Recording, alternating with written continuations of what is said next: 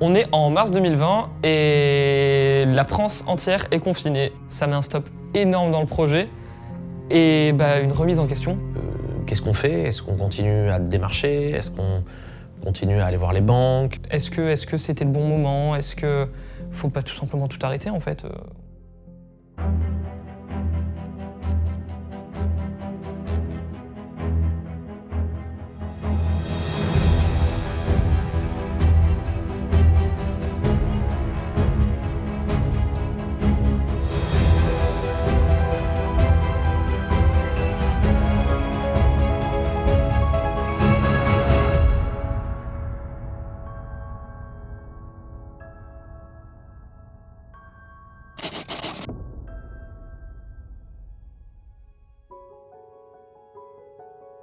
On était comme tout le monde, on n'avait pas du tout de visibilité, tout le monde était fermé, il se passait plus rien. Ce qui était compliqué, c'est qu'on avait déjà beaucoup de frais engagés parce qu'il y avait déjà des personnes comme l'architecte, les comptables qui travaillaient. Donc à un moment, je crois que je me suis un peu secoué moi-même et je me suis dit putain mais réveille-toi quoi.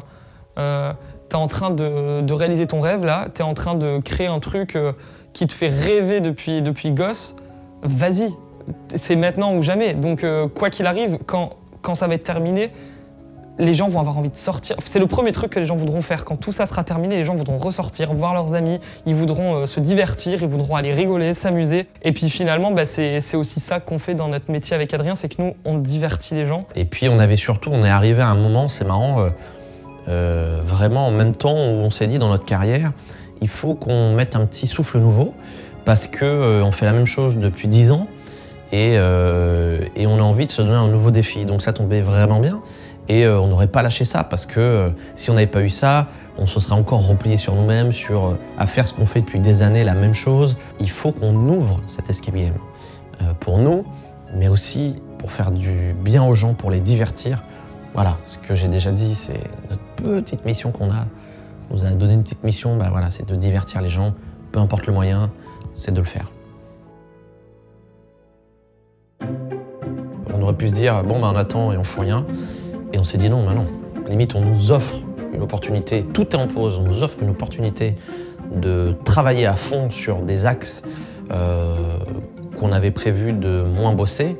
Là, ces axes-là qu'on avait mis un peu de côté, on va les remettre au centre et on va se mettre à fond dessus. Pas de démarchage de banque pendant cette période, pas de financier, etc. On a essayé de se recentrer vraiment sur l'artistique. Le monde est à l'arrêt. Ton cerveau, lui, il n'est pas à l'arrêt, il peut continuer de créer des trucs. Dans nos salles, on a des personnages qui vont être incarnés par des comédiens et on s'est dit que c'était le moment de les travailler, d'écrire leur histoire, leur caractère et imaginer leur physique, à quoi ils ressemblent.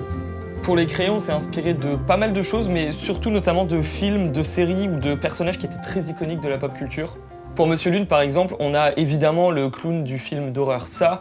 On a aussi pas mal de références dans des films comme Halloween, comme Massacre à la tronçonneuse. La volonté, c'était de créer un personnage terrifiant. C'est vraiment le fou malade, le psychopathe de la Cité des Martyrs. On a décidé qu'il serait aveugle, tout simplement pour la cohérence de l'histoire. Si en fait le personnage il te voit, pourquoi il te chope pas et pourquoi il te tue pas, si c'est son but et si c'est sa personnalité. Du coup là c'est la particularité de Monsieur Lune, il est aveugle, donc on peut jouer avec ce levier-là il arrive dans une pièce et si on ne fait pas de bruit, il n'est pas censé savoir que vous êtes là. Et ça va permettre des interactions beaucoup plus fluides, beaucoup plus spontanées et surtout beaucoup plus crédibles et réalistes. Pour le magicien, ça va plutôt être insaisissable, le prestige, mais aussi de magicien masqué qui était très très connu dans les années 80. C'est un personnage qui va se comporter de façon très charismatique, il est très droit, très imposant, il a le torse bombé, il va marcher droit devant lui, il va pas avoir de mouvement un peu hésitant, il est très, très strict, très autoritaire dans sa façon de se comporter. Pour le martyr, on n'avait pas de référence très précise, on voulait pas qu'il soit identifiable à un personnage en particulier. Ça va être un personnage qui va être un peu mystérieux, en même temps un peu étrange, pas non plus terrifiant, mais qui va être tout le temps en découverte de choses. S'il voit quelque chose qui brille au poignet des gens, il va être submergé, il va fixer cet objet. C'est un grand enfant, le martyr. On a profité du confinement aussi pour améliorer l'expérience visiteur qu'on avait déjà imaginée, mais on voulait la renforcer et la rendre encore plus sympa en fait. On avait un peu cette même idée, c'était de de le faire sous forme de découverte, expérience et souvenir. La découverte, c'est que quand les gens vont arriver, ils arriveront dans la librairie, ils rencontreront le libraire et ils auront quelques petits trucs à faire avant même que quoi que ce soit ait commencé. Ensuite, l'expérience, c'est la descente dans la Cité des Martyrs, l'arrivée dans la cité et l'aventure, Palais de l'Horreur ou Magicien, que le joueur aura choisi. Et on a la troisième partie, du coup, qui est le souvenir, parce que on s'est un peu inspiré de l'univers des parcs d'attractions pour ça. Quand tu fais une attraction, généralement, quand tu sors de cette attraction, tu arrives dans une boutique. Et ça permet donc de prolonger ton expérience en achetant, dans les parcs en l'occurrence, des mugs, des produits dérivés de l'attraction ou autres. Et on trouvait ça intéressant. Et donc du coup, c'est ce qu'on a fait avec cette librairie, justement, qui est une vraie librairie. Donc on peut vraiment acheter des livres dedans. Et aussi, on va avoir une partie où il y aura des produits qui seront en rapport de près ou de loin avec les salles. On a fait faire des produits dérivés comme des magnettes pour frigo, des pins, des porte-clés, des petites poudres à disparition. Mais c'est pas uniquement un produit dérivé avec notre logo qui est collé sur un produit. On a carrément fait redessiner nos personnages. Et notamment, on aura une très grosse partie qui sera un corner magie où les joueurs vont pouvoir acheter des tours de magie et vont pouvoir voir des tours de magie devant eux qu'ils pourront acheter juste après directement sur place. Donc voilà, ça nous a permis aussi de peaufiner ce genre de choses et de savoir ce qu'on voulait proposer dans cette librairie, comment le proposer et avec qui on pouvait travailler pour mettre ça en place. On a de temps en temps aussi téléphoné à nos prestataires qui eux aussi étaient en pause, nous attendaient quoi. Donc on les contactait régulièrement pour leur dire que tout allait bien, que le projet n'était pas annulé, qu'on allait reprendre dès que possible, dès que c'était de retour à la vie normale. C'est vrai que c'est pas évident dans cette période parce que les prestataires, on n'a plus trop de nouvelles, on a fait des réunions avant, on s'est dit ouais ce serait cool, mais à ce stade-là rien n'était signé.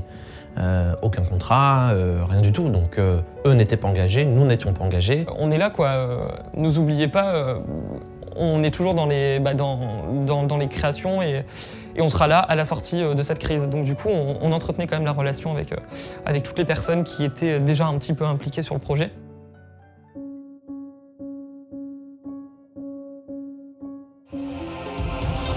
Bonsoir et bienvenue à tous. Lundi 11 mai, voici les titres. Après 2 mois à l'arrêt, l'heure du déconfinement a donc sonné. Une grande majorité des commerces ont levé le rideau aujourd'hui. Une réouverture fébrile avec cette question pour beaucoup. Comment ? Tout réouvre, ça y est. C'est bon, le confinement c'est derrière nous. On reprend la visite des locaux. On en visite pas mal, vraiment pas mal. Notamment un dans le 15e qui était vraiment cool. En tout cas, on a déposé un dossier et finalement, c'était pas celui-là. C'est coup dans le moral parce qu'on s'est dit putain, toujours pas lui, pourtant il était pas mal, le quartier nous plaisait. Enfin bref, on arrivait au début de l'été et là on s'est dit il faut des vacances, on voyait tout le monde partir en vacances, commencer à repartir. On était restés enfermés pendant 2 mois et puis on n'avait qu'une seule envie, c'était de repartir, ne serait-ce que d'aller voir la famille à droite à gauche. Donc ça servait à rien de s'acharner sur une recherche de local. Et une agence avec qui on avait fait des visites déjà m'envoie un mail avec une proposition de local dans le 19e.